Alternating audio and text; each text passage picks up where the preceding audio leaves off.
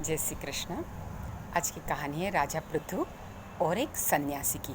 एक दिन राजा पृथु सुबह सुबह जाग जाते हैं और घुड़शाला चले जाते हैं। घुड़शाला में वो घोड़ों के साथ वक्त बिता ही रहे होते हैं, तभी वहाँ एक सन्यासी आता है और भिक्षा की याचना करता है। राजा को बहुत गुस्सा आता है कि सुबह सुबह ये कहाँ से आ गया, और बहुत उल्टा सीधा बहुत भला बुरा बोल के भिक्षा पात्र में घोड़े की लीद उठाकर डाल देते हैं।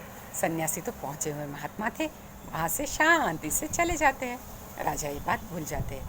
कुछ दिनों पश्चात राजा वन में विहार करने के लिए निकलते हैं। वहाँ उन्हें एक झोपड़ी के बाहर घोड़े का लीद का बहुत बड़ा ढेर दिखता है।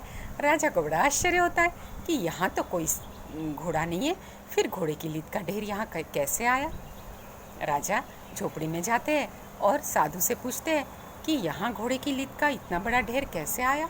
सन्यासी कहता है, कुछ दिन पहले मैं गया था भिक्षा के लिए, तब एक राजा ने मुझे घोड़े की लीद दी थी और कुछ भला बुरा भी कहा था।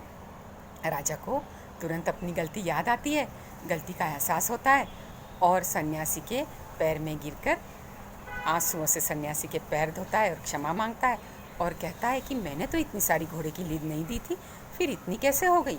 तब सन्यासी कहता है कि जब तक वो अपने पाप कर्म नहीं भुगत लेता, ये गुनाहगार होते ही जाएगा। राजा को बहुत बुरा लगता है। सन्यासी से पूछता है कि कृपा कर मुझे इस पाप कर्म से निकलने का कोई तो रास्ता बताइए। तब सन्यासी कहते हैं, है ना एक रास्ता, तुम एक काम करो, जाकर ऐसा कोई निंदित कृत्य करो जो लोगों की नज़र में निंदित हो लेकिन असल में निंदित ना हो। राजा कहता है, ऐसा कौन सा कृत्य। सन्यासी कहते हैं, वो तुम सोचो। राजा घर जाते हैं, रात हो गई होती है। रात भर सोचते हैं कि क्या करें। सुबह शराब की बोतल की दो तीन बोतल लेते हैं, ग्लास लेते हैं और चौराहे पर जाकर बैठ जाते हैं और ऐसा अभिनय करते हैं जैसे वो बहुत शराबी है और बहुत शराब पी रहे हैं, और लोगों को लगता है कि ये तो राजा होकर ऐसा करता है। लोग राजा की बहुत निंदा करते हैं। कोई लोग तो दूसरे गांव से भी बुला कर लाते हैं कि देखो देखो हमारा राजा। और इस तरह पूरा दिन राजा की निंदा होती है।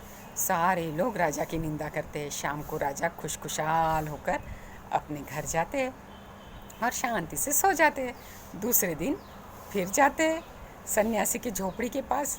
वहाँ देखते हैं तो क्या, घोड़े की लीद का ढेर गायब। वो जाते हैं और सन्यासी से पूछते हैं कि ढेर कैसे गायब हुआ। सन्यासी कहते हैं कि तुमने ज़रूर कोई लोक निंदित कृत्य किया है। राजा सारी बात बताते हैं। सन्यासी कहते हैं, जिसने तुम्हारी निंदा की है ना, वो सारे लोग अपने अपने हिस्से की घोड़े की लीद लेकर चले गए। तुम्हारे सारे पाप खत्म हो गए और उन लोगों में बट गए। इसीलिए तो कहते हैं, पराई निंदा करो और अपना घड़ा भरो। जय श्री कृष्ण।